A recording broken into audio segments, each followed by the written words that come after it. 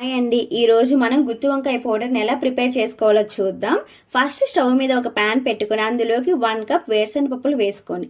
వీటిని లో ఫ్లేమ్లోనే ఫ్రై చేయాలి. ఇవి లైట్గా ఫ్రై అయ్యాక 1/2 కప్ పచ్చెనపప్పు వేసి ఫ్రై చేయాలి.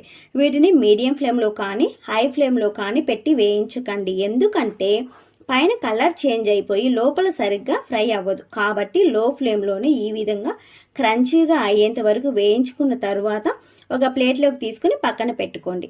అదే ప్యాన్లో 1/2 కప్ నువ్వులు వేసుకొని లో ఫ్లేమ్లోనే లైట్ గోల్డెన్ బ్రౌన్ కలర్ వచ్చే వరకు వేయించుకోండి. ఈ విధంగా వేయించుకున్న తర్వాత వీటిని కూడా ఒక ప్లేట్లోకి తీసుకొని పక్కన పెట్టుకోండి. ఆ తర్వాత ఇందులోకి 2 స్పూన్స్ ఆయిల్ వేసుకొని ఎండుమిరపకాయలు, 2 స్పూన్స్ ధనియాలు, 1 స్పూన్ మెంతులు, 2 స్పూన్స్ జీలకర్ర వేసి ఫ్రై చేయాలి. నేను ఇక్కడ తీసుకున్నటువంటి ఎండుమిరపకాయలు అంత స్పైసీగా లేవు, అందుకని 15 తీసుకున్నాను. ఒకవేళ బాగా ఎక్కువ స్పైసీగా ఉన్న మిరపకాయలు అయితే 7 to 8 తీసుకోండి, కరెక్ట్గా సరిపోతాయి.